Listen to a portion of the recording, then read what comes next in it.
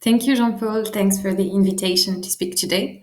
So indeed, I work for Citeo, which is the main organization in France responsible for the extended producer responsibility, EPR, in France on household packaging. I'm happy to tell more about Citeo and the system if there's any question. So my role at Citeo is lead of practices and behavior change. So I'm really at the crossroads between many different teams. And my role is to understand what are the obstacles and levers for consumers to adopt the behaviors that we want them to adopt, which are recycling the packaging, reusing the packaging, and also making sure they don't litter the packaging. My role is also to work with the team to design solutions to address those challenges and to monitor the evolutions of practices. I'll try to be a decent spokesperson for Citeo on that subject. I've involved a few colleagues before, but things I may mention may not be exhaustive, and Cito may be doing other things. So what's interesting is really this subject. We can really link it to things we do with consumers, with cities, with the brands as well. So there may be potentially many teams working on that internally. One of the things I wanted to share with you to start with was some insights from one of our study that have been leading on this year. Citeo monitors over time the evolution of practices of consumers on recycling. So both practices and attitudes that citizens have, so opinions about recycling. And this year we're celebrating the 10th anniversary of that study. So it's a really interesting time to look at the evolution and also to put it in perspective with the fact that the world has evolved in 10 years. And so how to also step back a bit and de-zoom for recycling and to understand how evolution of consumption practices, of habits, of relationship to hygiene, all those things, how does that impact also recycling practices? We've not yet shared externally those results, so it's a bit exclusive information. The reason why I'm not sharing any specific, precise data here, I just wanted to give the broad ideas. One thing I can share is the fact that as we asked over time, there self-declared practices for recycling, we have a stable number of people declaring that they recycle in general. So it can be recycling super regularly or from time to time. Here I'm really including the number of people who may recycle at some point. And for glass, that's about 4 out of 5 people who recycle glass. That's relatively stable. People recycle a bit more regularly and a broader range of packaging, but I don't really think that impacts so much glass. In France, we've really, over the past 10 years, changed the rules around recycling plastic in particular. And so there's a broader range of people that really have integrated into their practice more recycling practices for those. I don't have specific data on glass for that. On glass, I can say that the self-reported practices are equal for glass, bottle, or jars. One thing to note is that there's no deposit return system in France that is at scale, which means that there's not necessarily specific habits that consumers have around bottles, although the glass recycling system is the oldest in France. So it's really something, and bottles are also products that have been around for a really long time in our consumption. So there are still these strong practices. And lastly, something I'd like to mention is the fact that when you ask people their opinion about recycling, we understand that recycling is still a really strong norm. It was created 30 years ago, the system was created. Recycling was the first behavior, the first practice that we ask people on a daily basis to really reduce their environmental impact of their consumption. Now the world has changed. There are many other things that that citizens have to consider to reduce the environmental impact of their consumption, but let's say it's the most historic one. And it's still very strong. People really believe that it's the right thing to do, that they should be recycling. They believe it's to be a good citizen is to recycle, that is useful. We also see that some signs that this trust around it is being weakened. So, for example, more than a third of people agree with the sentence that it's not very useful to recycle because everything is mixed up afterwards. And that has really increased over the past 10 years. We can see many explanations that relate to recycling specifically, but also there are trust issues in our society more broadly. If I share now more specific information about what we have around bathroom glass, we don't have any study that is recent that really allows us to monitor the practice that are specific for that sector. However, I can share some insights from a study that we did in 2017, where we looked at 100 different types of packaging, which confirmed that even if it was not a massive gap, the bathroom products were indeed less recycled by consumers. And it was a bit unequal in between the different products of those glass bathroom products. We only looked at three, but the nail polish was really among the 10% least recycled packaging type that was being studied, whereas the perfume was a bit more in the middle range. What's more interesting, I think, is really to think of why consumers are less likely to recycle bathroom glass. And I think that's a really interesting case study because it really cumulates many obstacles that we can see with other types of packaging. The first is, as Jean-Paul mentioned at the beginning, that the bathroom is not really a room highly compatible with waste management because, first, recycling system has been initially created and communicated around one room of the home, which is the kitchen. And the kitchen is a bit like a waste factory.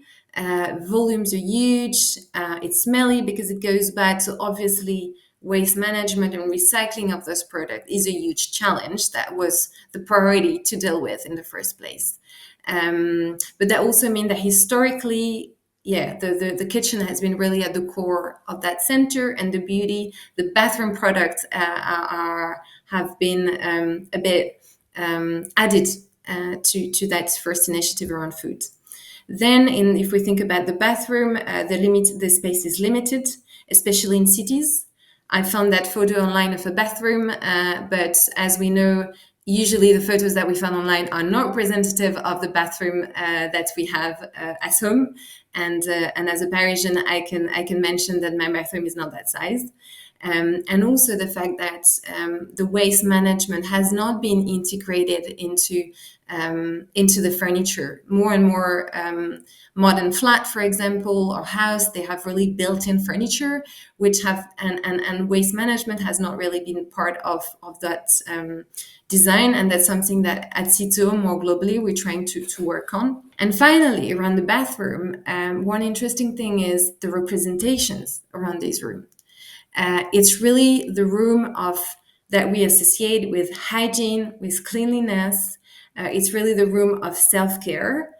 And the waste represent the dirty. And so when we're in a bathroom, we don't want dirty, we don't want waste, and we don't think about it either.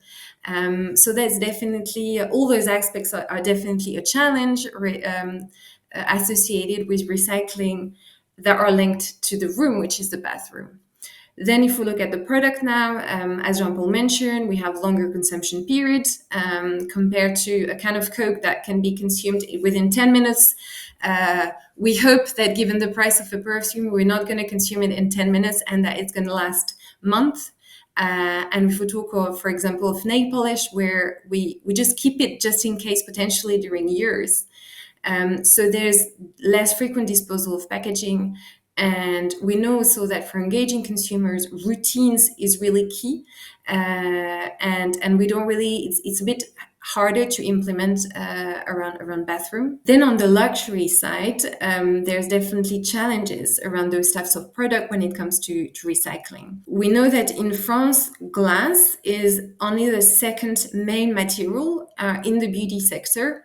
So it was when it comes to tons of packaging. So we have 2022 data. Based on that, the glass represented 23% of the tons of packaging of the beauty industry. And that was far behind plastic, which was 53%. But we're talking tons, and glass is very heavy, right?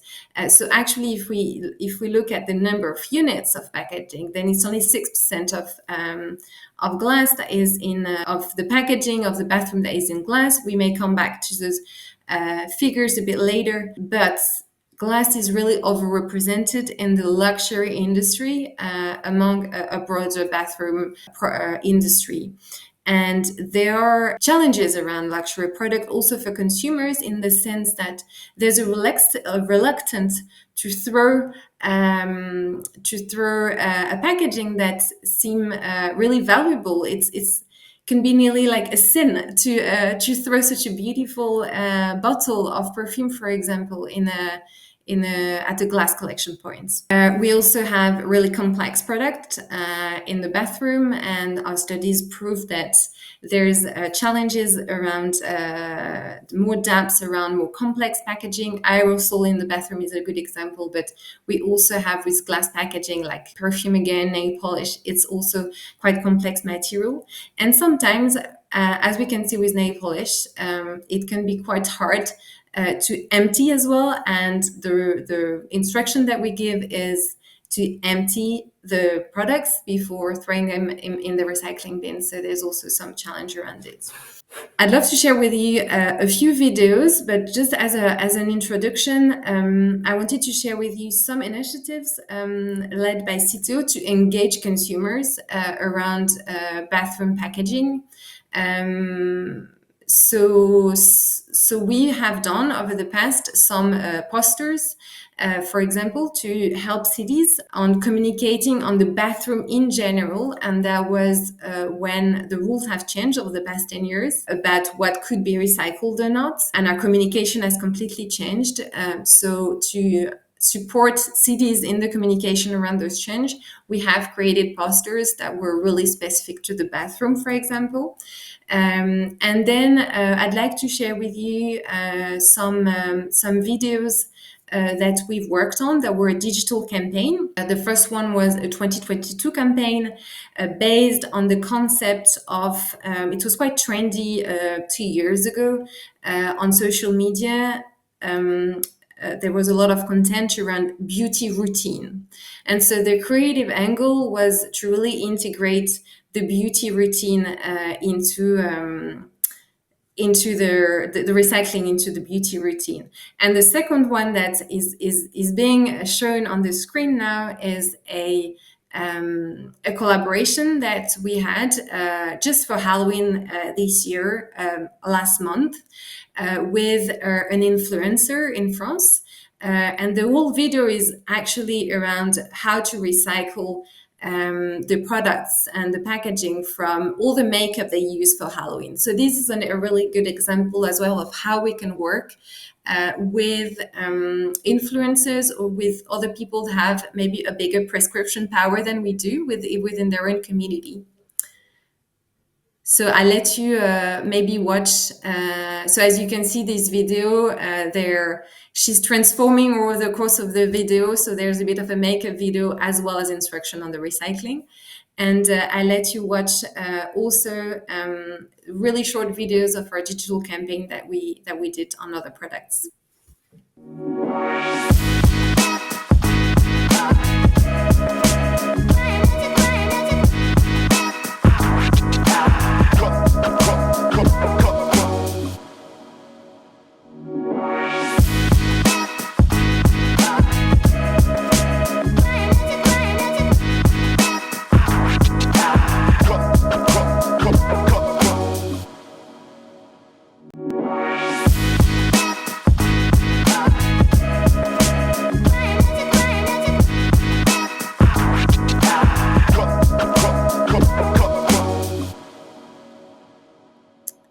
So as you can see, we were really trying to use the codes and the world of the beauty industry to communicate around packaging, as we also know that talking about environment is not always what works when it comes to influencing behaviors.